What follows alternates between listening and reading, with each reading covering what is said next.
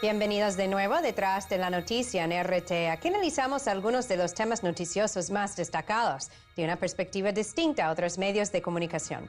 Comenzamos. Por primera vez, más de la mitad de los estudiantes en escuelas públicas en Estados Unidos vienen de familias pobres. Según un nuevo estudio, 51% de los niños escolares en Estados Unidos viven en hogares con bajos recursos, lo cual evidencia el crecimiento de la pobreza en el país. Las estadísticas demuestran los crecientes niveles de desigualdad en el país más rico del mundo, donde hoy las inversiones en educación son cada día menores. Mientras en Europa crecieron las manifestaciones de rechazo frente al terrorismo y las muestras de solidaridad por lo sucedido en Francia contra Charlie Hebdo, han muerto miles de personas a manos de terroristas y extremistas en otra región que ha recibido poca atención mundial. Durante los últimos años han aumentado las acciones terroristas en África con grupos como Boko Haram en Nigeria, que han brutalmente masacrado a miles de niños y niñas. Sin embargo, ni los medios ni los grandes políticos han visibilizado estas atrocidades. Más de 85% de las armas que circulan en México son ilegales y obtenidas en Estados Unidos. Entre las 15 millones de armas de fuego en México, 13 millones son ilegales. Cada día entran alrededor de 2,000 armas de fuego por la frontera de Estados Unidos.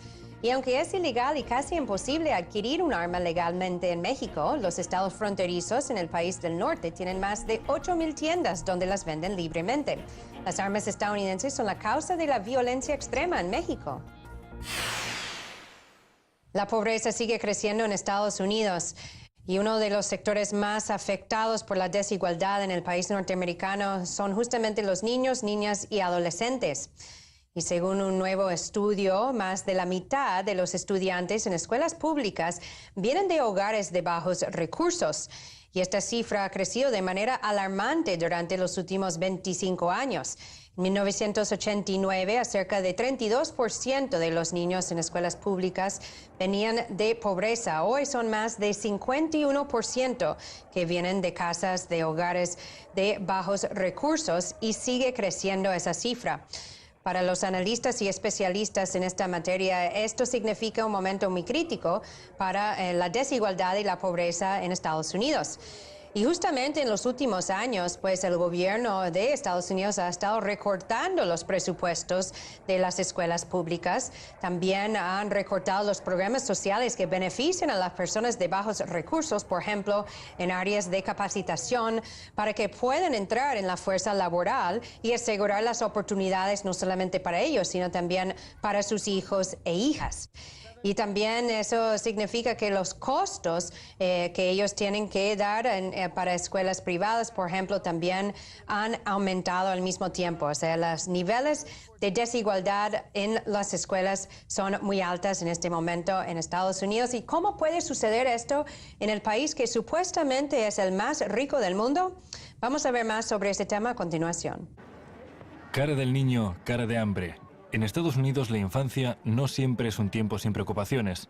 Los últimos informes revelan una alarmante tendencia. Casi la mitad de los alumnos de las escuelas viven en hogares con bajos ingresos, especialmente en el sur y oeste del país. Y este número ha ido creciendo paulatinamente en los últimos 25 años. Los expertos resaltan la alarmante situación y acusan al gobierno de no atenerse a los convenios internacionales en cuanto a la protección del niño, cediendo ante los intereses de los lobbies capitalistas. El hecho es que para los Estados Unidos, a cumplir con sus compromisos internacionales, necesita firmar acuerdos internacionales que sirven como una presión contra los sectores más conservadores, más derechistas, más en favor del libre mercado contra cualquier regulación y compromisos contra la pobreza y en favor del bienestar social.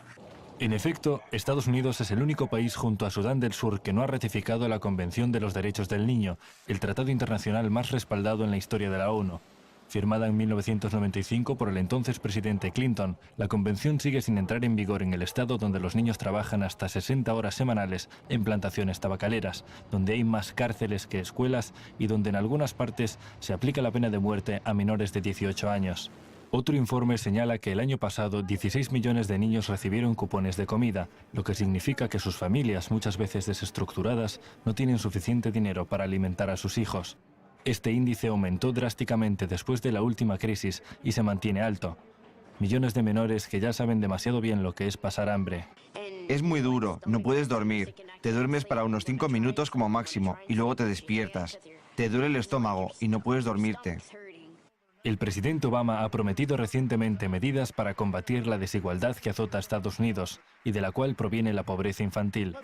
Vamos a cerrar las fisuras que llevan a la desigualdad, permitiendo que el 1% evite pagar los impuestos sobre su riqueza acumulada. Podemos utilizar este dinero para ayudar a que más familias paguen el cuidado de los niños y los envíen al colegio. Necesitamos un código tributario que ayude realmente a los americanos trabajadores que intentan sacar ventaja de la nueva economía, y lo podemos alcanzar juntos. Según los expertos, sin embargo, se requiere de una verdadera política de Estado justa y enfocada precisamente hacia los valores básicos. Estados Unidos muchas veces sale a rescatar, según su parecer, a otros pueblos con estos valores sobre el escudo, pero necesita un enfoque más profundo hacia su propio pueblo, dicen los que estudian el tema. Realmente trabajar para los pilares fundamentales con los cuales están construidas la Constitución de este país, que tienen que ver con la libertad, con la dignidad de la persona, que tienen que ver con los derechos de las personas. Pero profundamente, digamos, tomadas en serio. Mientras las políticas no estén basadas en eso, se va a seguir profundizando la desigualdad social, se va a seguir profundizando la injusticia, se va a seguir profundizando el hambre. Comer 3 veces al día, tener garantizado su derecho a la vida y a la salud, así como a la educación, y estar protegido de toda discriminación son los principios básicos que la mayoría de los estados reconocen y que la ONU llama garantizar para los niños. Sin embargo, queda mucho que hacer en esta dirección y el país más rico del mundo tiene su parte del compromiso. Ahora vamos a analizar más sobre esta situación de la creciente pobreza en las escuelas públicas en Estados Unidos. Conversamos con la periodista y la investigadora Anaí Rubin, quien está con nosotros desde Nueva York. Muchísimas gracias, Anaí, por estar aquí en Detrás de la Noticia. Hola, Eva. ¿Cómo estás? Anaí, ¿crees que existe en Estados Unidos una mentalidad que desvalora la educación pública, o sea, las escuelas públicas, y por esa razón pues han permitido ya la reducción en las inversiones y presupuestos para estas escuelas? ¿Cómo puede afectar esto a las futuras generaciones del país? El presupuesto en educación para el año fiscal 2015 va a ser de 140 billones de dólares. Es una cifra muy importante y muy alta. El tema es que evidentemente no es una distribución igualitaria. Si pensamos que, por ejemplo, en la ciudad de Nueva York hay escuelas con 800 niños y reciben a 1.200, donde los maestros no les aumentan los salarios desde hace aproximadamente 3 años, solamente un 3%, donde hay chicos que van a escuelas con tenedores. Hay 5 millones de chicos en Estados Unidos que van a escuelas con tenedores. En Nueva York hay 350 y 170 en el poblado de Queens, que es el condado más diverso y con una población del 28% hispano. Aunque el alcalde de Blasio prometió que iba a construir 50 escuelas, bueno, todavía no empezaron a construir ninguna. Y me parece que es un tema muy interesante, y mientras no haya una distribución en todo el país y en todas las escuelas, hace aproximadamente de la crisis en el 2007-2008 hasta ahora, se han perdido 334.000 puestos de trabajo en escuelas públicas. Mientras no mejore esto, la educación solamente va a ser para privilegiados. Anaí, por ejemplo, ¿hasta qué punto crees que puede seguir creciendo la desigualdad, la pobreza en Estados Unidos? ¿Puede llegar el país al punto de una estallido social? Bueno, la desigualdad no empezó, no es de un día para el otro, obviamente. Transcurrió de los años de los 80 aproximadamente, con los gobiernos republicanos de Reagan, y después con el Bush padre y Bush hijo. Pero obviamente, como mencioné recién, la gran crisis que sucedió en 2007-2008, del cual Estados Unidos todavía no se recupera, hace que la distribución de la riqueza sea totalmente desigualitaria. Pero hay grandes movimientos que empezaron, hay movimientos interesantes, populares, digamos, Empezaron en el 2008 con los indignados, lo que se llamó Occupy Wall Street, que empezaron a reclamar justamente por mayor educación, mayor presupuesto y también a protestar por la desigualdad en la distribución de la riqueza. En el año 2014, como vimos en los últimos meses, también hubo huelga de los trabajadores de Walmart. Es muy difícil decir cuándo un pueblo está listo para, digamos, una rebelión. Pero yo creo que sí, que el 2015 van a seguir los trabajadores y estudiantes saliendo a la calle y protestando, bueno, por tantas diferencias sociales y económicas que hay en este país. Ahora una última pregunta, Anaí, su opinión sobre cómo se puede revertir así estos números que ya han estado creciendo durante los últimos años de pobreza en el país, en las escuelas. ¿Falta más inversión en la educación pública? Bueno, la educación obviamente no es un tema aislado.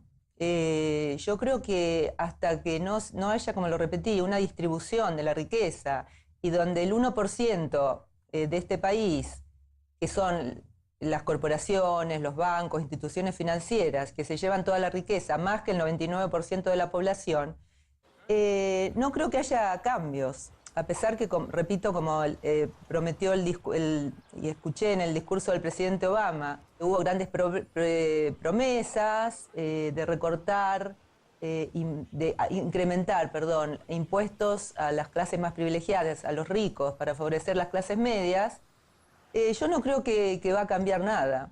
Realmente creo que sí, que habría que aumentar los presupuestos para educación y permitir a las clases trabajadoras y a las clases medias de este país realmente que puedan estudiar, porque de ahí obviamente depende el futuro de un país. Un tema de mucha preocupación para los estadounidenses y agradecemos muchísimo el análisis de Anaí Rubén con nosotros hoy en Detrás de la Noticia. Bueno, muchísimas gracias, Eva, un gusto compartir en tu programa y participar del mismo. Es irónico que en Estados Unidos, donde una escuela privada cuesta más de 2 salarios mínimos anuales, pues cada día las escuelas públicas son más pobres. Y eso parece un desconecto con la realidad, donde no valoran lo que son las inversiones para incentivar y capacitar a los ciudadanos que pronto serán el futuro del país y los garantes de su continuidad. Los ataques en Francia contra Charlie Hebdo provocaron una reacción mundial de un rechazo contundente frente a lo que fue un acto terrorista. La muerte de 17 personas en ese acto terrorista fue repudiado y también rechazado hasta en protestas y manifestaciones masivas por las calles de París, que contaron con la presencia de presidentes, primer ministros, cancilleres y altos representantes de gobiernos de Europa, de Estados Unidos y del Medio Oriente.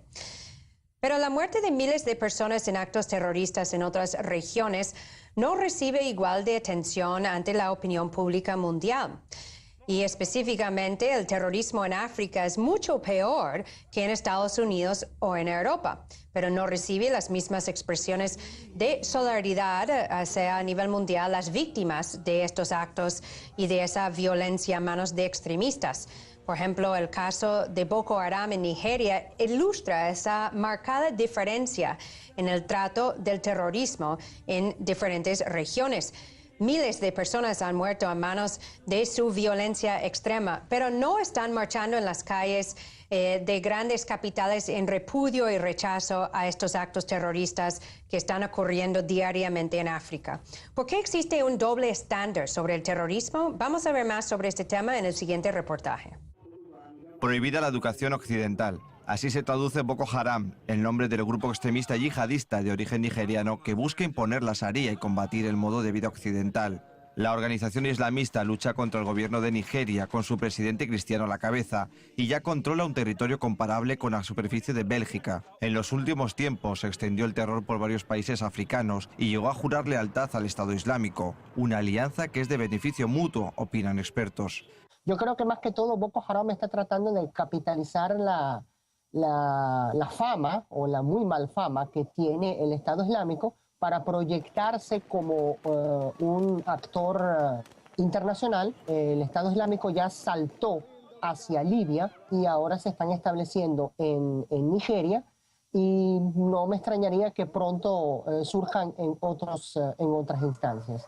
Boko Haram ya había mostrado su crueldad y semejanza al Estado Islámico con la divulgación de vídeos con decapitaciones. Solamente el año pasado, a manos de este grupo extremista, murieron unas 10.000 personas. En enero del 2015, Boko Haram perpetró su mayor masacre en la ciudad de Baga, dejando centenares de víctimas mortales. Miles de nigerianos fueron obligados a huir a los países vecinos. Mientras huíamos de Baga, los insurgentes trataron de secuestrar a mi hija. Después la encontramos muerta tirada en la calle. Su marido trató de cargar con su cuerpo, pero al final tuvo que abandonarlo para salvar su vida. No voy a volver a casa. Tengo mucho miedo por lo que pasa ahora allí. El Consejo de Seguridad de la ONU, así como la Unión Europea y Suiza, denominaron a Boko Haram como una organización terrorista. La Unión Africana aprobó crear una fuerza regional de 7.500 soldados para hacer frente a la amenaza islamista. La intervención militar conjunta de Níger, Chad y Camerún, desde aire y desde tierra, llevó a lo que han calificado como una sonora derrota de los yihadistas. Varias naciones del continente salieron para apoyar a sus tropas en los combates contra los radicales. Somos el pueblo camerunés, la oposición camerunesa, el partido gobernante, asociaciones, gremios, sociedad civil, la gente que vino para decir no a Boko Haram. Eso es lo que queremos. Marchamos en solidaridad con el Ejército Nacional, con la gente del norte. Ahora Nigeria enfrenta comicios presidenciales que se retrasaron por la violencia que sacude el país. Muchos acusan al presidente de haber reaccionado demasiado tarde, mientras los expertos barajan versiones de desenlace electoral. Si el presidente actual, a quien reprochan por no atajar la crisis, sale reelegido, la situación seguirá empeorando. Si eligen a su principal rival, que es musulmán, con formación militar y respetado por los soldados, entonces traerá inspiración y esperanza. Eso podría cambiar las cosas. Sin embargo, aunque con acciones coordinadas regionales, la amenaza islamista en África está lejos de desaparecer. Y falta atención no solo a las actividades de Boko Haram, sino también a otros conflictos en el continente. En África, la violencia como tal es algo que permanentemente está presente, no solamente por acciones que pueda estar desarrollando el grupo Boko Haram o Al Qaeda, sino que también en muchos países africanos hay conflictos. La región oriental de la República Democrática del Congo ha sido permanentemente asediada por el Frente Patriótico de Ruanda. Ahora, cuando el Estado Islámico aceptó la oferta de alianza de Boko Haram, el yihadismo podría intensificar sus ataques y se requieren esfuerzos urgentes internacionales para poder acabar con un monstruo cada vez más ávido. Y ahora, para profundizar en el análisis sobre el terrorismo en África, conversamos con Guaudi Calvo. Él es periodista también, es especialista en la región de África. Está con nosotros desde Buenos Aires. Muchísimas gracias, Guaudi, por estar aquí en Detrás de la Noticia. Hola, ¿qué tal? En primer lugar, ¿cómo analizas esta diferencia en el trato de los actos terroristas? Por ejemplo, en Europa hay un repudio mundial, en África es casi ignorado. ¿Eso es debido a un nivel de racismo o tal vez ignorancia, o hay otros intereses ocultos detrás de este escenario? Creo que es un conglomerado de razones. Fundamentalmente es para no develar las riquezas profundas que todavía tiene África, no solamente en petróleo, en oro o cuestiones más conocidas. Creo que los yacimientos de coltán y otros productos como el uranio y demás son realmente la fuente de atracción de tanto interés occidental, ¿no? Y evidentemente no blanquear también en Occidente las situaciones de la falta de derechos humanos con toda la población africana, podríamos decir. Ahora, Guaudi, ¿crees que es más aceptable ante la opinión pública mundial que haya terrorismo en países donde existe altos niveles de pobreza, por ejemplo, como en África? ¿Crees que hay más reacción a nivel mundial cuando ocurren acciones terroristas en países europeos o en Estados Unidos porque era algo totalmente inesperado? Sin duda, ningún país, entre comillas, civilizado podría soportar las cuestiones de Boko Haram en Nigeria, o sin ir demasiado lejos en Occidente, el tema de los 43 estudiantes desaparecidos en México, una ciudadanía como la francesa, la alemana, la británica, sin duda no podría tolerar esos niveles de violencia. Se admiten en países del tercer mundo, en países pobres, en países que siempre aportaron malas noticias a la humanidad desde ese punto de vista, ¿no? Ahora hacen falta esfuerzos colectivos para combatir la violencia extrema y también el terrorismo en los países africanos. ¿Crees que existe la voluntad por parte de los países occidentales para abordar ese problema? Estoy convencido que no hay ningún tipo de interés en rebajar los niveles de violencia en África. Incluso hay muchas organizaciones yihadistas, como la que ya nombré, Boko Haram, o Al-Qaeda para el Magreb islámico, o el Al-Qaeda que funciona en Mali, ya que son funcionales al sistema occidental de explotación.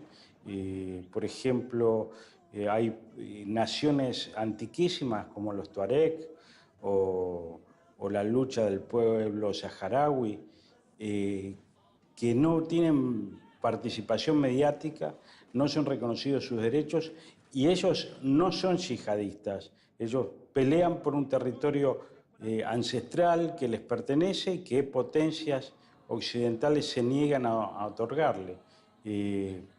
Creo que de todos modos, por más voluntad que hubiera ahora de Occidente, de la OTAN, por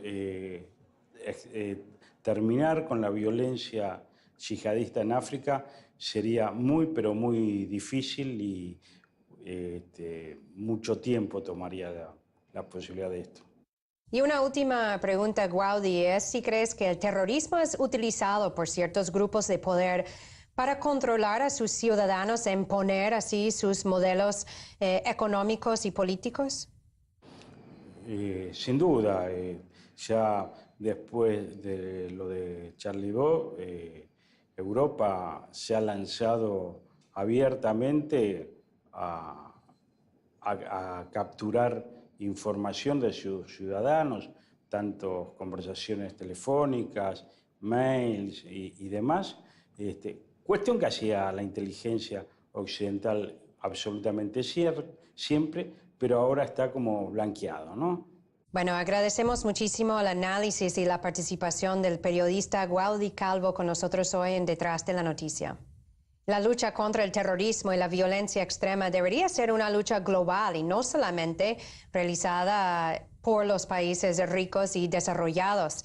Finalmente, los responsables de muchos de estos crímenes y atrocidades vienen de países en donde las brutales políticas neoliberales han empobrecido a sus países. 2,000 armas entran a México cada día por la frontera de Estados Unidos. Y México sufre de una de las tasas más altas de violencia y violencia también con armas de fuego. Pero irónicamente es casi imposible obtener un arma legalmente en México. Ahora la solución es muy fácil. En el país vecino del norte se pueden adquirir en más de 8,000 comerciantes que están en los estados fronterizos con México. Y hoy, entre los 15 millones de armas que están presentes en México, 13 millones son ilegales y han llegado desde Estados Unidos. Eso significa que hay un arma para cada 3 personas en México. Y sin duda esto ha contribuido a lo que han sido los preocupantes y alarmantes incrementos en violencia criminal en México durante los últimos años. Pero ¿qué nivel de responsabilidad tienen los estadounidenses en esta situación en México? Vamos a escuchar un comentario sobre este caso. Desde que Wikileaks comenzó a publicar las revelaciones pues, de los informes secretos, igual Edward Snowden, la estrategia diplomática de Estados Unidos comenzó a quedar en entredicho, no solo con México, sino en el mundo, porque pues evidentemente lo que le preocupa es la defensa de sus propios intereses. Y uno de ellos es, además de los grandes recursos que obtiene por la venta ilegal de armas, es el tema de la seguridad nacional. Un tema que va perfectamente de la mano de esta nueva oleada terrorista. Alguien ha definido a Estados Unidos como el país más terrorista del mundo, que le da armas o le da argumentos para interferir, evidentemente, en los asuntos internos de otros países. Y es el caso de México, lamentablemente, porque es un país rico en muchas cosas, o precisamente por lo mismo que tiene muchos recursos y es factible de la sustracción o explotación de los mismos. No recordemos que atrás de la estrategia de seguridad nacional está el tema energético, y México, como sabemos, es rico no solo en petróleo y gas, sino en muchos otros recursos naturales, minerales, por ejemplo. Y en México, más de 70% de los homicidios son cometidos con armas de fuego, lo cual evidencia que la presencia de estas armas es un factor determinante en los altos niveles de violencia en el país. Y detrás de esta horrífica situación hay poderosos intereses. Cada año el tráfico de armas ilegales a México genera más de $127 millones en ganancias. La pobreza debería ser el primer enemigo de nuestra sociedad y el más combatido. Y mientras tanto, nosotros seguiremos aquí analizando, investigando y reportando lo que sucede detrás de la noticia. Me pueden seguir como siempre vía Twitter, @EvaGollinger, y a través de mi blog en actualidad.rt.com. Muchísimas gracias por estar con nosotros y hasta la próxima.